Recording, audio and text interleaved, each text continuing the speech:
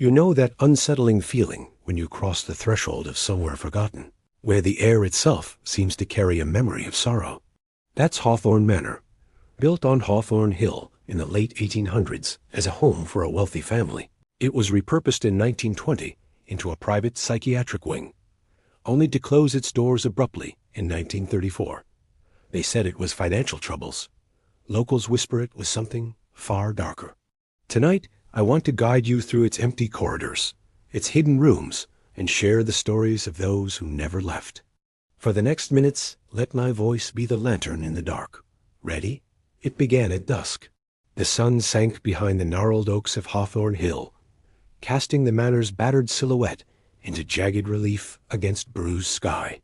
My friends and I, Lena the skeptic, Jonah the thrill-seeker, and I stood at the rusted iron gate where ivy wrapped around twisted bars, as if the house itself tried to choke our path. The gate groaned open when I pushed, and a cloud of stale air drifted outward, carrying a faint scent of damp fabric and decaying wood. The driveway was choked with weeds, so tall they brushed our knees, and the gravel underfoot crunched like brittle bones. A low wind rattled broken shutters on the second-story windows, creating a rhythm that felt like a warning heartbeat. Jonah, shining his flashlight on the facade, said, "It's just an old building," but the beam trembled in his hand. We stepped onto the sagging front porch, planks warped and spongy under each footstep. The door hung crooked, its paint peeled down to bare timber. Inside, darkness swallowed us. My recorder's mic flicked on, red light pulsing steadily. Every breath we took echoed, pressing against silence so thick it felt physical. I moved forward, heart hammering. The foyer sprawled before me, a shattered chandelier, its crystals scattered like broken tears across a once polished marble floor, now dull and cracked. Lena whispered, "Why did we think this was a good idea?" but didn't turn back.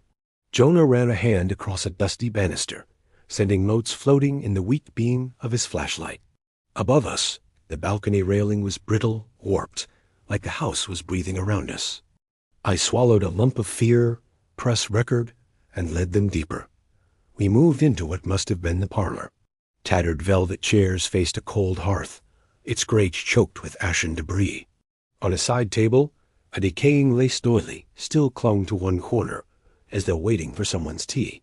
The mantel above bore a dozen tarnished frames, family portraits, their glass cracked, their subjects frozen in stiff smiles. I trained my flashlight on each face.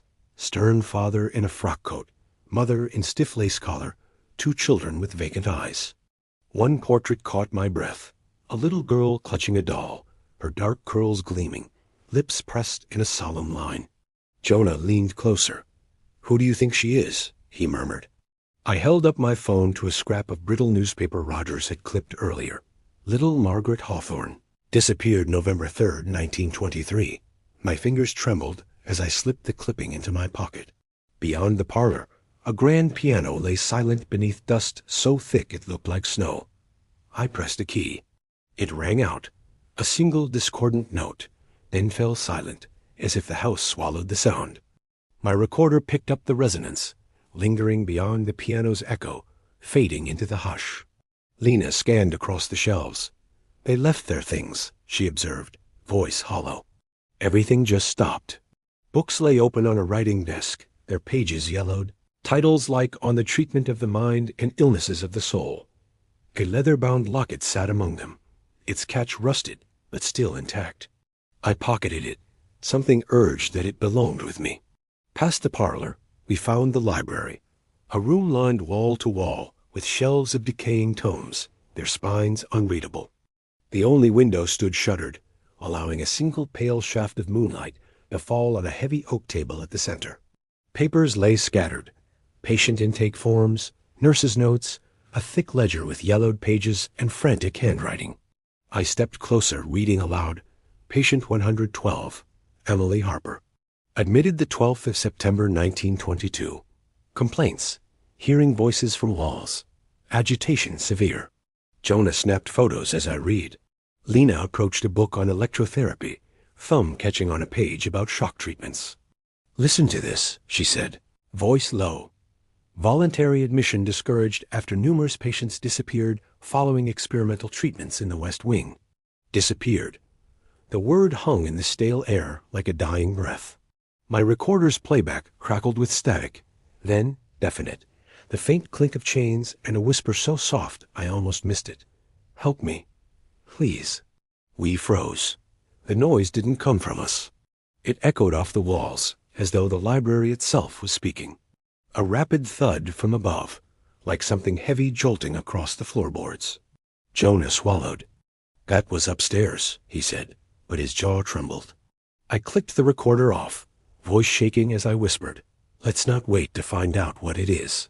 We traced the noise, footsteps echoing overhead, and found the grand staircase leading to the east wing. The second-floor corridor stretched empty, doors yawning open like hungry mouths. Wallpaper once cheery with dancing daisies now peeled away in long strips, exposing cracked plaster beneath. At the far end, a door hung ajar. Moonlight slivered through the gap. Inside was the nursery, silent and still, yet alive with expectations. A rocking horse stood center stage, its paint flaking, mane tangled. It swayed back and forth, slow and deliberate, though no breeze stirred. On a high shelf, porcelain dolls stared from chipped faces, their blank stares impossible to meet. One doll lay face down, as if something had knocked it from its seat. On the wood above, carved deep into the beam, 3 letters. Ma RGE. I pressed record. The mechanical wind-up lullaby began, soft and warbling. Impossible, unless there was a music box hidden somewhere. Lena whispered behind me, "It's coming from the wall." We followed the faint melody to a small hatch near the corner. I pried it open with trembling fingers. Beyond lay a tiny music box, its gears turning on their own, playing that warped tune. The lid lifted, and inside was a faded photograph of that same little girl, Margaret, in a white party dress. Glassy-eyed, smile too wide to be natural. A sudden crash cut the music. The hatch slammed shut. The rocking horse jerked to a halt. We jumped back as the melody cut off mid-note, leaving nothing but our ragged breaths. I whispered into the mic, "We need to leave, now." We fled the nursery into the corridor, only to find the door closed tight. No lock, no latch, just solid wood. I yanked, but it laughed at me. Then Lena spotted a seam in the wallboards. Prying revealed a narrow alcove, just wide enough for a crouched person. Inside lay a small, dust-choked box, fastened with an iron clasp. I snapped it open.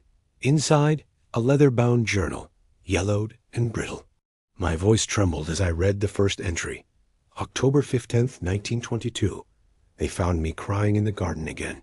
Mother says the house speaks to me.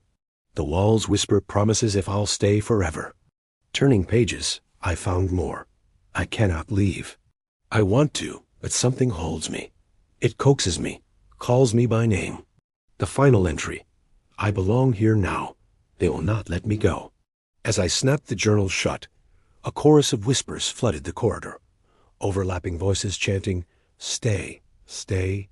The temperature plunged. Our lanterns sputtered, casting flickering shadows that elongated grotesquely on the walls. We huddled together, hearts pounding so loudly, I feared they'd burst. We raced down the stairs to the foyer, desperate for an exit. But the front doors wouldn't budge. Windows were barred. The house had shifted, hallways twisted into new shapes. Panicked, we found the stairs to the basement, an iron trapdoor in the service wing. I pulled it open. A fetid breeze spilled up, like breath from a buried corpse. Inside, the cellar stretched cold and damp. Leaden shelves groaned under jars of unknown substances, labels long since faded. At the far end, a broken workbench held rusted tools, scalpels, forceps, and a blood-stained straitjacket. On the wall behind, scratched deep into stone, "You will never leave." My recorder fell silent. Batteries drained in an instant.